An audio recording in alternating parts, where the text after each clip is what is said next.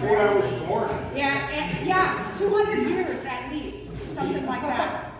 And he currently writes articles for Coral Magazine. He wrote the Skeptical Reef Keeper, and he's part of the Reef Beat podcast. So we're going to have him speak, but first, we lost a very lovely member of Pacific Northwest Marine Aquatic Society, and there's a couple people that just would like to say a word about Scott Colson. So. If you have that picture incorporated into the, are you able to? I do, I can put it up. Could you put it up? How much do you money? There we go. Yeah. This is Scott. I remember that. So these two people are here. They're with us here today. This is Scott. So I guess before I talk about Scott, I just wanted to say something about an upcoming appearance by Shira. Our current president is going to be featured on Reef Bum on July 25. And he's going to be talking about, with other presidents of reef clubs, talking about how, reef clubs are, kind of the status of reef clubs and how around the country there aren't very many anymore. And meetings like the one we're having today are not very common. And so reef clubs, I think, are super important. It's really how I learned a lot of what I know about reef keeping. And it's a super social thing. I've made a lot of great friends in the reef club, and it's definitely something that we want to continue to cultivate, and hopefully they'll rebound and become more popular again around the country. So speaking of great friends, I wanted to say something just briefly about Scott Colson, who I first met in MACNA in Milwaukee. I think it was 2022, which was actually the last MACNA that we had, and before the organization went under. I met Scott, who then lived by Seattle, I think on Bainbridge Island, and he had a smaller tank, and he was thinking about his plans for the future, about scaling up, and had a great conversation with him about a number of things. I noticed he was kind of a quiet guy, but he was obviously very social and very, definitely was looking to network and meet other reef keepers at the conference. And then out of the blue, I got a text from him, I think via like Discord or something, that he was going to come and house hunt in Corvallis, which made me super excited because I am south of Corvallis, where most of the people in the club are meeting up in the Portland area, and to have another reef keeper close by was going to be awesome. And unfortunately, he couldn't find a house in Corvallis, and he ended up moving to Lebanon, which is about 25, 30 minutes away. And it's where he spent, I think, maybe 15 years of his life growing up. And so he got a house in Lebanon. He moved down from Bainbridge Island, and he started to create his dream system. And he called it the Reef Shack because I don't know how many square foot the house was, but it was probably like 1,000 square feet. And there was at least 1,000 gallons of water in that house. And everything was geared towards the life support systems. And it was really breathtaking to see his, how well he designed everything and how well he planned everything out. And we were going to have a meeting at the end of June on his new deck, which he had just built, just so he could have a meeting because of the small size of his house, get a big group to come. And then we got the unexpected news that he passed away. I believe at the end of May, right? Is that right? End of May or early June on a dive trip in Fiji. And really it was really shocking and devastating to all of us. But then we quickly learned that he had willed all of his equipment and all of his livestock to the club, which was very much emblematic of the way he thought. He was a planner. He planned everything out, well into the future. And so he had his estate set up, and he had, I believe, Brian can correct me, but there was specific language about how the club needed to have very quick access to his systems so we could save his livestock in the event of him passing. And he passed away in Fiji, like I said, of a heart attack. And I think it was about 7 days until, or maybe a little bit less, but it was several days after he had planned to come back that we were able to get into the house to save his livestock. And he built up his life support system so well that I think there were only like a couple fish that passed away. Everything else survived.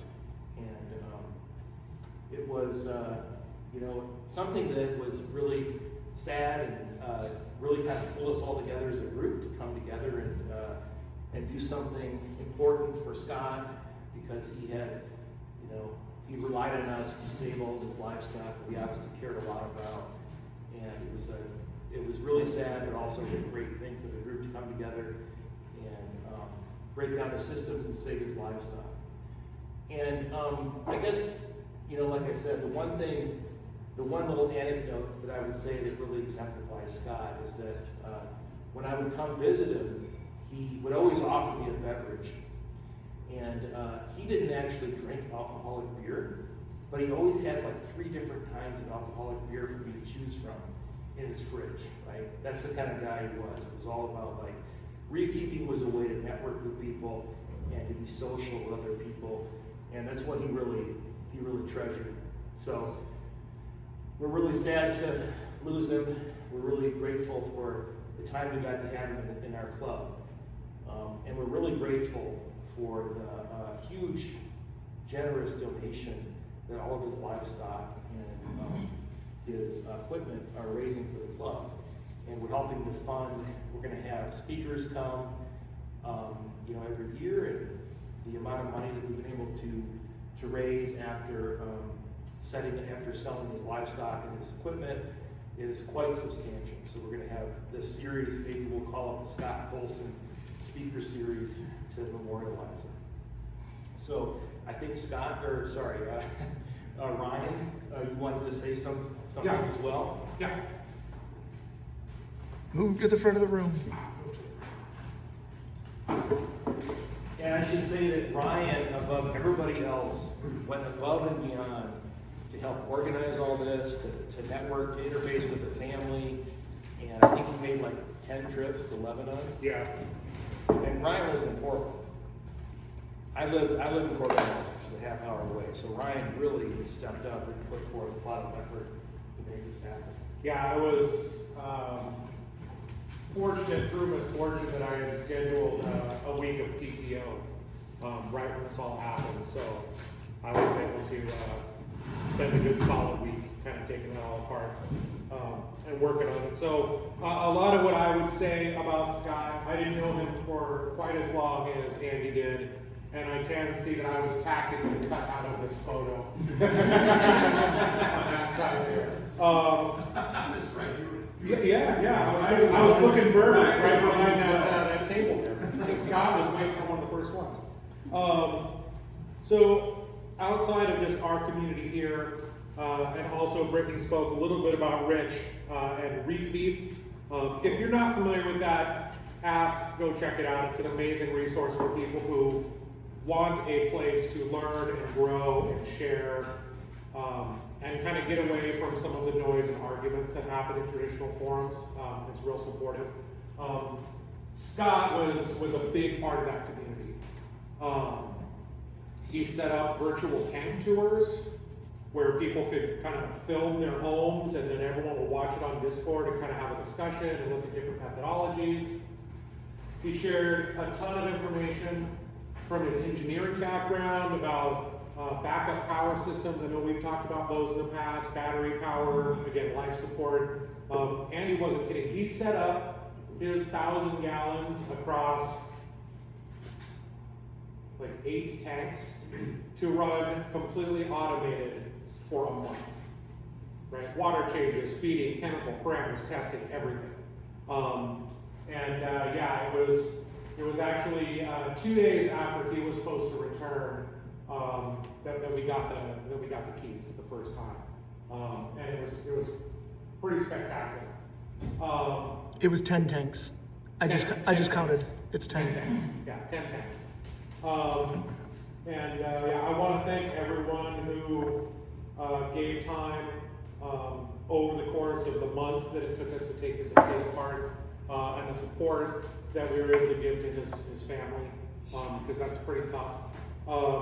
But again, outside of here, in the Seattle community and nationally, all Scott ever really wanted to do was share, right? He wanted to share. He wanted to learn, and he wanted to share what he knew. And I would ask, who's been in the hobby for more than 10 years in this room? Okay. Who's been in the hobby for 20 years or more in this room? Okay, there's a few of us. So I wrote something for Scott as we were spending time processing this. And on the takedown day, I put down some thoughts, and I kind of want to share it with those of you today. And for folks who have been in the hobby for 10 or 20 years, this might mean a little more to you. It's called We Used to Share Sing, right? We used to share sing. So in memory of Scott, who felt like a loved and valued member of our club and of the reefing community, I'd like to ask people to join us in holding on to a piece of his reef. Scott was kind and generous, and I'd like to think that he would get a smile on his face if he knew that he had one last opportunity to share something of himself with the community that he felt such a big part of. So in the past, I talked about this a little bit yesterday, we would have club events in the early days of this club, 2002, 2003, where we would all bring a bag of sand from our tanks, and we would dump it in a bucket, and we would mix it up, and then we'd put it back in bags, and we'd take it home, and we'd put it in our tanks. And that's before we knew about biomes and biodiversity. That was just a way to kind of share what was going on. Today, that would frighten many people because you don't know what is in a tank. But as we took down the last tank, I collected sand from Scott's reef, and I cleaned it and I dried it and I sterilized it, so you don't have to worry about what may go into your reef. But if you have a refugium or a tank or a little box of sand for your wrasses, and you knew Scott, I brought some of Colson's reef with us. This is kind of the last of it, and I brought some bags. So before you leave today, if you'd like to take a piece of Scott with you, again, the thoughtful donation that he made will allow us to do this Colson lecture series and hold events where we can continue to share knowledge and develop new ideas and bring passion to new people as they come in for many years to come. So hopefully a little bit of him can go with you along that journey. So thank you.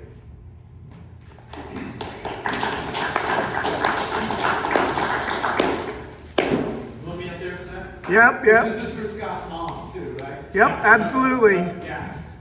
So that's Scott Colson, and I met Scott through reefing, and he was like the first reef member. Very early adopter and joiner, and like Ryan mentioned, he did all kinds of stuff without even being asked, just because he liked people and he liked the community. So he did the Wednesday night tank tours. He just organized people and got people to do it. He championed it, got people to come and attend them. He was a regular fixture on our Wednesday night hangouts that we did on the Discord. And he was always around to ask a question. I get very lazy brain, and I wanted to know how much phosphate, the amount of lanthanum I was dosing could take out. And I said, it would be nice to know this, but I'm not going to do the math. And the next morning, Scott sent me this with all the information.